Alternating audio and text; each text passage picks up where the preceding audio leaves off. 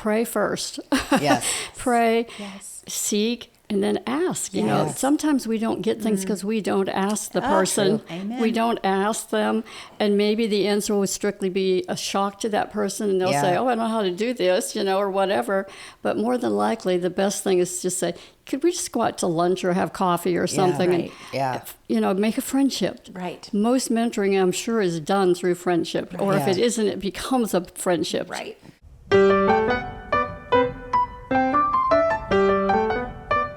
Welcome, welcome. We are so excited to have you join us again on Well Grounded Podcast. I am Diane. And I am Leigh Ann. And we are two lifelong friends sharing life over coffee and conversations. And tonight we don't have Where's our our coffees coffee? with us, but we did have a fun latte moment Oh my last episode. Delicious. If you tuned in, you realize that we are in the month of March, and we had a Dublin Fog Irish breakfast tea latte. It had like 5 names. And it was extremely good. It was so good. And super easy. So we'll definitely post that in the show notes, and you can join us on that. But it was just a lot of fun to get in the spirit of March and St. Patrick's and all of that. It was and very actually, appropriate to have an Irish drink. I know. I was really impressed. That was a good tie-in for yes. sure. And actually, today's episode comes out on St. Patrick's Day, so it is an fun. ode to the Irish. You've got the Yes, green. yes. We are so you had a green candle. Yes. Okay. Anything when you get the frothing tool out. Yes. I'm in for it. I know. It's going to be good. I know. It's going to be good. And we That are little looking bubble. for new recipes. So we we would need some love help. if We you need you to are send a them. subscriber, if you are a listener, put those in the notes and DM us with Yes. some great Yes. recipe ideas, because we are going to be starting season 3 soon, and we need some coffee recipes. in our collection. Yes. And I've enjoyed the tea ones as well. I'm kind of going through Yeah. a renaissance It of can be a sorts. coffee, it can be a tea, hot or iced. I mean, Yes. we're kind of covering the gamut of all the different things. We're open. Yes. We're open to your Yes. ideas. We just need y'all's help. What is your favorite thing? What's your go-to? Yes. We definitely we're offering we're going to be offering A frother. A frother. A hand frother, yeah. If you submit Yes. a recipe that gets used, Yes. We are are going gonna- to put you in Yes. a drawing. And, you know, some of you, which you probably don't even, if you're a new listener, you don't even know the whole history of a latte moment. know. And so Give us a kind little of, update. It's kind of something that we've always shared, Yes. you know, coffees and conversation.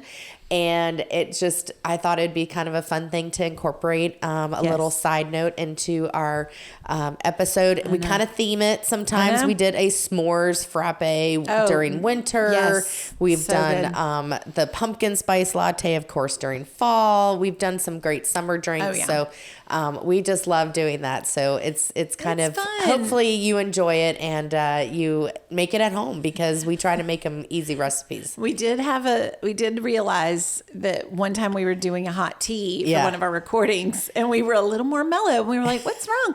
Oh, we're usually drinking all this coffee. And we're all caffeinated, and you're getting a much Yes. peppier version Yeah. of the Well-Grounded podcast duo over here. Yes. So, but yeah, we are Yeah. so glad to have y'all here with us Yes. and listening So and, good. and joining us for this. This episode, we're reflecting on Yeah. an interview that we just aired a couple of weeks ago, and Yeah. oh my goodness, Yeah. what a precious conversation. Yeah. And I mean, this was all God's idea. Yeah. We can't even take credit for it, Diane, like Yeah. honestly, No. but it's been really neat to see some themes coming up Yeah. over and over, because you put these moms in the room in here to talk to us, Yeah. and they're not hearing each other's comments and each other's Yeah. notes. They are just sharing what they would want to pass on and Yeah. what they want to do, and that's kind of what we're talking about today. Yeah. Little intro. Yeah. The topic from the last episode was the importance of mentoring. Am I Yes. getting the title right? Value of mentoring. The value of mentoring. Yeah, Yes. value of mentorship. And we interviewed a very influential person in your Sure. life. Yeah. So Ruth Montana was our guest, and just a lot of insight Yeah. into that. So today we're going to cover, how do you look for a mentor? Yeah. What are you looking for in that? Like, what does that look like?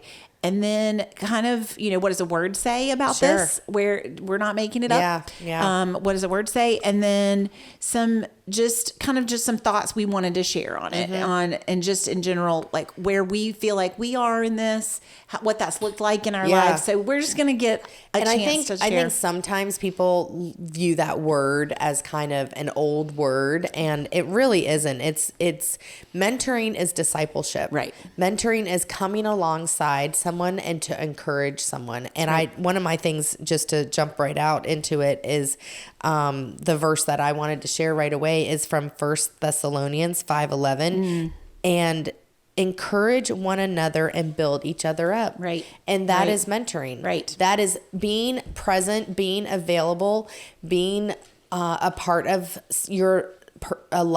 someone's life. Right. To encourage them. That's right. And I spoke about that with Ruth, and just saying that over the years of mentorship that she has given to me, she honestly laughs because she doesn't even view it as being mentoring. And she said, I mentored you? I did? Oh, I didn't even think I was doing that. And, but it is through our example. And I'm learning this a little bit more as I've gotten older and kind of beyond the stage of little kids and things that, the younger moms are looking to us to kind of see what we can do, how they can grow, how they can develop in their spiritual walk as well as their kids' spiritual walk. Right. Yeah. And as moms, as just mothers, that a mother who has left the stage you're in and in the next stage, whatever that looks like, a decade, a few years, anything. Yeah. What did we say a few episodes back, I think at the beginning of this series, that somebody it's fresh enough in their mind, they remember, but they can offer compassion, they can offer encouragement, they can maybe some pro tips. We talked about that with the new moms. So I think that there's such a value in perspective, and that's really what we're talking about. And a lot of times this was passed down, and Ruth shared this in the interview. Please go back and watch it if you haven't. But she shared this.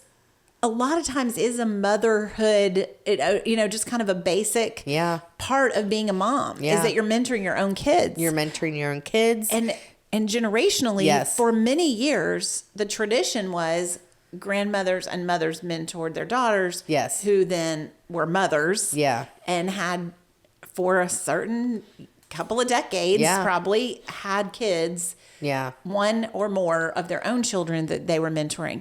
What we're taking it and expanding it out, that's the concept that we are trying to bring back the value of it and highlight that it might be your child's friend that's at your house. It might be someone who, as a high school teacher. Someone you work with, someone different. Someone at the job, someone at, could be a church, a family that you're friends with the parents, but their child just feels really comfortable.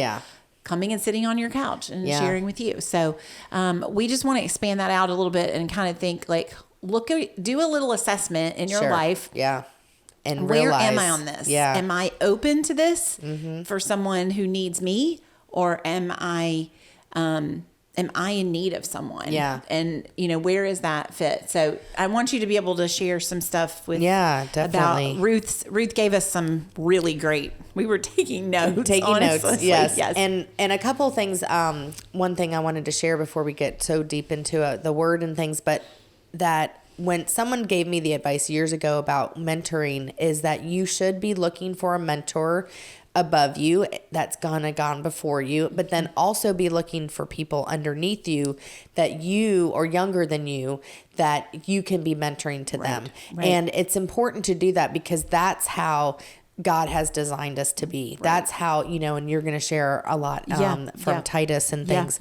But one of the things that Ruth did share, one of her verses was in Proverbs. She shared about iron sharpens iron. And that's from Proverbs 27:17. Iron sharpens iron, so a man sharpens his friend. And she goes, that's mentoring. That's mentoring, giving to each other. And she even mentioned how sometimes even though she was the mentor, she felt mentored by the person she was mentoring. It can be back and forth. It can be back and forth. Right. It is Good. It is a two-way street. It's not just one way. And I think that's where you can see the value of mentoring. Right. And I think as someone gets older, it's also giving them purpose in their life. Right. You know, it's a blessing to them to be asked questions. You know, we can literally find everything and anything on the internet, right. but I don't think there's any substitute for actually an in-person conversation about this. Right. Yeah. And have you ever talked to someone who you've known for years and then they later in life are sharing stories and you're like, yeah, I didn't know that about you. Yeah. Like just that it takes some time to kind of unearth sort of the basics that maybe people talk about a lot, or we stay on the surface a lot. And it does take some of those in person. We were talking about the value of really, if any way possible, sit across the table, go to somebody's house, sit on their couch, you know, and just build each other up and hear each other's stories. And I think it's very true. You know, kind of meeting people where they're at. And, you know, it might even be, if you're long distance, it could be over FaceTime. It could be over different things, but just realizing being in that moment together will net a lot of dividends. Right. A lot of dividends. Right. Yeah. And that's the whole thing. And we didn't invent this. We didn't create it, but we want to take the model that we see in scripture. Yeah. When we were interviewing Ruth, I just kept thinking this is the Titus 2 situation, and we've seen it work really well. Oh yeah. We want to share those success stories with y'all about whether it's a church group, moms of preschoolers had that. There's a circle of moms. It's a local group that even one of our guests is a part of. And Candace was our guest earlier this season, is a mentor mom for that group. So these groups exist, but they don't have to be in a formal setting. They can also just be, hey, can I stop by? Can I ask you some questions? Most people who you're drawn to ask are probably going to be, like you said, honored to, oh, you want to hear what I have to say? Okay. You know, like we wouldn't maybe think to volunteer themselves in the way, but if you look up to them in some way, if you would love to know their secrets or their encouragement. Best practices. Yeah, best practices. Things that have worked well in their lives. Yeah. But the Titus 2 model is what we're basing this on. So we just want to highlight this today, but there's advice here in Titus chapter 2. It's a very short book of the Bible. It's only 3 chapters. And Titus 2 verse 3 says, teach the older women to be reverent in the way they live, not to be slanderers or addicted to too much wine. We do have to watch that, not making a lifestyle out of like the mommy wine culture, which is a whole thing of like, we got to medicate ourselves with wine. That is not necessarily, that doesn't have an ending point maybe that we're going for, having too much wine, but to teach what is good. Then they can urge the younger women, interesting what specifically is listed here, to love their husbands and children. It doesn't seem like, until you've walked through marriage and parenthood, that doesn't seem like something you'd have to teach or model, but it really makes a difference. A community that values marriage and says, you can do this. I want to encourage you. Respond with love when there's a crisis, instead of somebody going, you get him back. You get revenge. You get just that negativity that you can kind of feed on each other. Instead, we want to model showing love and responding in love to your husband and your children, to be self-controlled and pure, to be busy at home, to be kind, to be subject to your own husband, not all men and women. That's another episode. So that no one will malign the word of God. This was early church. These were new Christians, and they were modeling this. So they were like, don't reinvent the wheel here. Take what you know, tried and true practices as a mom, as a wife of many years with older kids, with a well-established, well-grounded marriage. Build on that and show the younger women how to do that and say, this is worth it. And I do hope that at the end of the Sisterhood and Motherhood series that we have communicated, this is worth it. It is mixture of good days and hard days. Yeah. But it's so worthwhile. Yeah. It's so the worthwhile. effort is definitely worth it. And Yes. Ruth was really amazing when we asked her kind of towards the end of the conversation, like, well, what is a way to find a mentor? What are the things that you would do if you're looking for a mentor? Right. And, without hesitation, I love that she just said 3 things. I love it. And we want to just writing share it those. down as fast as we could. We want to share those again with you. Is that the first thing is you want to find someone that is a praying person, that is in the word and praying over you and for you and with you, and that person is a praying person. The second thing is that you want to find someone biblically sound, that they are searching in the word, in the Bible, to find the answers and to help you. Well-grounded in all areas. And then the third thing is that they're available. And, to this day and age, in that fast-paced, busy culture that we live in, being available. And that can mean all whole different things. I mean, it can be available by phone. It can be available in person. We want to just impress upon you that it's just being available. And making room. Yeah. When the Holy Spirit's in it, it's going to be that connection that they want to do it, that they are going to pick up they're going to prioritize you. Yeah. And she even said, it's not like 24/7 availability. No, it's more, and we talked about this with godly friendships too. Yeah. It's those people that they're not trying to do this for everybody. Yeah. They have a couple of people that they're going to make sure they're responsive, that there's a timely response. Yeah. Some people are not great at this. Yeah. And it's not because they don't love you. It's just, they're not going to meet those 3 criteria, Sure. right? Yeah. Availability is also kind of mentally and emotionally available, yes. right? Available. So that they're responsive, that they're going to say, hey, I'm going to prioritize this and take this text and take this call. And I have several younger women, newly married people that I just know that I have a heart for them, and I'm not trying to meddle in all these marriages and let me tell you how you should do this. There's an easy flow where I want to be responsive to them. And so it's not like an official mentorship, but it's more of like, when they text me, I'm going to respond because I want them to know they are on my heart. I am praying for them, and they are a priority. And a priority, and also a safe space, right? That we want to be that place for them. Because sometimes you do feel a little alone or overwhelmed, and you want to have that safe spot to land sometimes. And so, it was really impactful to me to just hear that. One of the things that I also loved about what Ruth said is that a lot of times you're mentoring and you don't even realize it. Yes, and, so true. And so that made me think a little bit about different people that I have in my life. Right. And I'm like, yeah, I think I do that too. I know. Because right. there's certain people I meet up with, or there's certain people that I always text and say, how are you doing? And, that is a joy right now with communication and technology, is that we can literally connect anywhere and anytime. And so I have my friends that I can text late at night, which are great because sometimes I'm a night owl.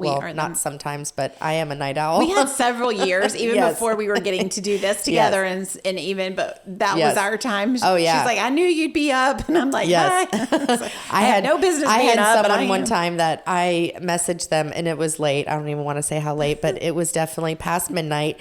And I sent an email or something and she responded to me. And I was like, oh my goodness. I said, we are connected because I love this. And people think I am crazy, but I just, I find my sleep in different ways. Yes. And the quiet house at night is really, I can do some good creativity when the house is really quiet. So, in fact, it's really funny. Just recently, you know how everybody talks about doing morning devotions and things. This is kind of a side note here, but something came up in my news feed the other day and I had to laugh because it was Evenings with Jesus. It was a book called Evenings with Jesus. And I go, that's my book because I don't need the mornings with Jesus. Click, order. I need evenings with Jesus. I know. I know. And I'm always like, how do they know? How do they know? How did those algorithms it's definitely do that? the Bible app told on you or yes, something. I know. She's always up late at 7 night. p.m. and 1 a.m.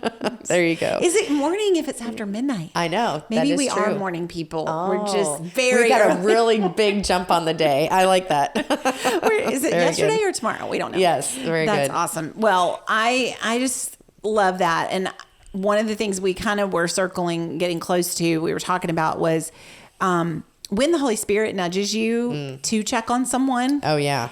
It's whether you're having an official like partnership where you're a mentor and mentee, you know, it really is that investment in someone else. Yeah. And so that's what it looks like. It's time, it's treasure, it's talent, whatever he's calling you to do to invest in somebody else is, you know, it is taking that young mom out to coffee or offering to check on her. If, bringing a meal, doing something. And we want to put that value on, you know, opening up your imperfect house. Yeah. Somebody, I know for me as a young mom, a change of scenery meant so much to me. Yes. Like it didn't take much. Yeah. I was not trying to ditch my kids. I loved them. I was going to take them with me, but just, we get to go to somewhere else for a change instead of our own four walls or our own house. Yeah. Our own toys are not as fun today. Let's go to somebody else's house and play with their toys. So even having that, making space for that emotionally, spiritually, having them over occasionally, and keeping a box of toys that are just different toys for them or whatever. So kind of looking like who is a little coming up into a season I just finished, and who is ahead of me, who's finished the season that I'm in, and just letting that kind of fall naturally. You probably don't think about this, but a lot of times to me, you've been a mentor to me in the aspect that you are just a little ahead of me. And so it always has been such a blessing to me to be like, okay, now what do I do now? Because you're about 2 years ahead of me on things. And so I'm like, okay. And so sometimes those mentors aren't necessarily years ahead, but just a season ahead or something. And so that really does, I mean, it's always been, you're my go-to. So my voice of reason. It's funny. That's what we were with Ruth. She was like, is that mentoring? Yeah. I just thought I was just loving you, you know, like hearing about you or whatever. Do you use Waze for maps or not very often, I don't either, but some of my family members do. But one of the things on Waze is like, you report if something happens. So the car's behind you. And so I was thinking about that today was even if it's just like there's a speed trap ahead, warning, there's a car pulled off on the side or something. It's more of just, hey, here's what's coming. Here's what's coming in the next mile or the next 2 miles. So kind of thinking about it in terms of more like just alerting the other drivers, alerting the other moms, like, hey, this is something I wasn't prepared for. I wasn't expecting. And now I'm walking through this, or I just want people to know. It might not feel the way I talk about this a lot, because I think a big place where I would get stuck as a mom is this what this is supposed to feel like? Am I doing this right? Am I doing this right? Oh, when I have a conflict with my child, oh my goodness, you know, like I doubt on that, you know, like, is this what it's supposed to feel like? So I do think that just having somebody be reassuring and encouraging in that. And I think that, you know, asking the questions and someone that has already been through it just can either give you the confidence that you need so that you're not giving yourself doubt, because the enemy wants us to doubt what we're doing. And, you know, a lot of times when, you know, you feel like you're alone in that journey or that parenting moment, or man, I'm the only one that has to go through this. You're not, number one. And number two, that's what the enemy is using against you, because he's isolating you from that. And so the minute you reach out, it's almost as if that burden is lifted.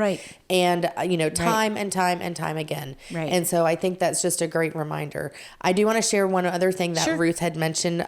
She talked about in the, from Matthew 7:7, that when you are first of all, you need to ask and it will be given to you. Seek and you will find. Knock and the door will be open to you. And she said, so often we forget to ask.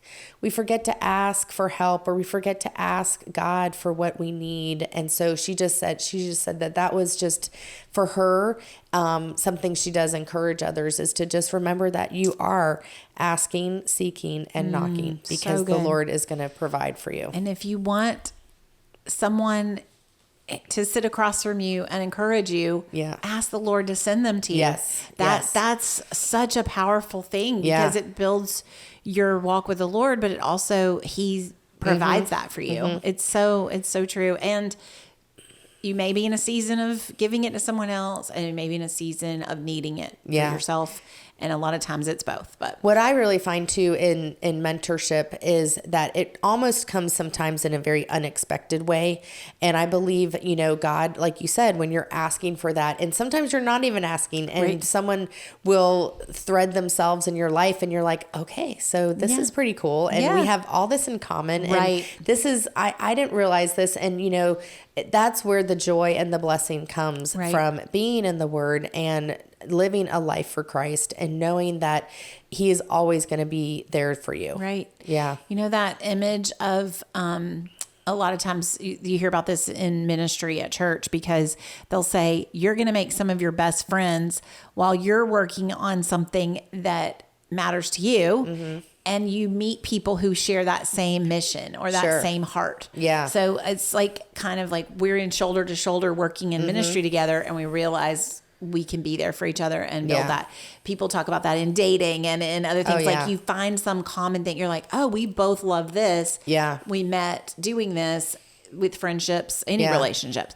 But, that comes from just being where God has placed you in this time and letting him build a community for you. So I really think that one of the things we want to make sure we're communicating is seeking the Lord about this before you're just like analyzing it all. But I also want to say, take a little inventory and say, are there certain people that obviously need me? I have something to share with them. How could I be a little more available to them? How could I increase my response time? If you're not a good texter, if you're not great at that, that's okay. You can work on that, and not try to do that with 20 people, but take a few people that you can do it well. And I think that's a great point about being available, because, if we prioritize and we come up with, there's always ways that we can trim our schedules and things to make room. Right. I talk about that a lot with my kids about,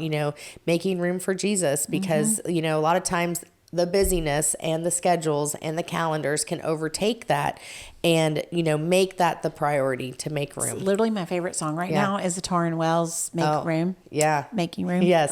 That is such a good song. Such a good song. We did want to do a little highlight of just like we got to do for you with Ruth, is to just thank some of our mentors and to, if any of the sweet young ladies that I do text you and check on you, and you know who you are. I'm not trying to call you out. Yeah. And I'm sure I'm not trying to call myself your mentor either, but I just have this heart space for you. I'm so honored to get to walk through life with my own daughters, with some of their friends, from even people that maybe they've introduced me to that they're not as close to, but that God definitely led them to our family. Yeah. And they're kind of an extended part of us with that. But I have to just honor, just like Timothy with his mother and his grandmother, I have to mention my mom and my grandmother, that my mom actually pursued, my grandmother was a believer and raised her and talked about her faith, but my mom's communication about it, that she was so good at articulating like what God was teaching her. Nice. And we all just benefited from it. Yeah. And she was just really honest, like, this is what I'm working through. Sure. And then we would be like, oh, that's really neat. Yeah. So we were able to build on that. My brothers and I, my sister-in-laws, my daughters, the granddaughters, mean, my niece, we have seen her just pour in. Yeah. To pour into the next generation and the next generation. Yeah. And so we got to see her model how to do it. Yeah. But also what she taught us was really wise and really good wisdom. So, and I know she actually saw that with her own mom, where my grandmother was a Christian, but she grew a lot in her adult friendship with my mom, like how they poured into each other in later years. And then my grandmother to me as well. So it was just this really neat, we used to just take a passage and sit there, 3 generations of people's. One of my favorite memories growing up was, what is my grandmother? Her Bible's always open. What is she studying? Yeah. What is she reading right now? So that's special. So, and then I had a Sunday school teacher that just kept moving up with us. And that wasn't kind of done. You were like either the 7th grade teacher or the 8th grade teacher. Sure. So Jan Howe, thank you so much that you just stayed with us and you had us over to your house and you just poured into us. But she kept moving up with us so that she stayed with us through all of high school. And it was that consistency that we talked about, that somebody that you could count on, somebody who cared, and you weren't reintroducing yourself every couple of months to a new teacher. That you could just kind of pick up where you left off. Yeah. And I think when you're younger, you have, like I had a mentor that kind of was through my college years where maybe I wasn't as deep in my faith in certain things. And so I remember she steered me back in directions, and she kind of kept, she was that little person in my ear and that you would listen to. Yes. You earned that. You know, like it was a beautiful. You don't give that to everybody. No. There's a few people that you're like, I know they care about me. Yeah. So that was really special for me. And then like you said, there's the people that have walked before you, and I had a couple of ladies from my church that were like that. Linda Asbell was that person, and she was actually very instrumental in our marriage. And they ran the college and career Bible study at our church, and so that was just kind of one of the places that Tim and I met. And so you just all the things that you're doing, whether they're large or small, just have a great impact. You don't realize it. And the joyful, cool thing that God designed, and we could never have come up with it, is that it becomes a friendship. Yeah. It becomes, over time, you pouring into each other. Yeah. Like Ruth described with you. I didn't know I was your mentor. I thought we were just friends. And that's good. That means you're doing it right. Yeah. Yeah. And my sweet friend Robin, who I've talked about a lot, she was like, I just looked up to her and I would go down. Her mom let me sit in her room when she was in high school and I was in middle school, and I just was like, oh my goodness. And then we definitely got to this point. We're in each other's weddings and, praying for each other and cheering for each other and having kids and all that. It's like, at some point, it's not really, we're pouring in back and forth. Sure. It's not one and the other. Yeah. But that influence, I know that I went to Auburn because she went to Auburn.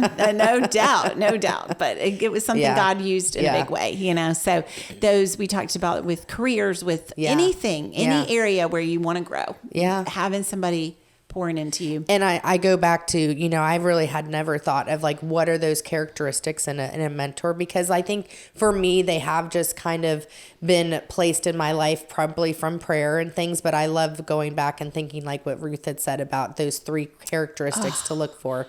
And so, good. We'll say it one more time. For praying, you want to look for someone who's a praying person, biblically sound and available. Yep. And those are those 3 qualities that if you can find that person, and if you are that person, just continue to be that person. We're encouraging you to continue Text that walk. 20-something girl back. Yeah. Text her back. Text that young mom back. Check on her. Yes. Yep. And so we love this conversation. Yes.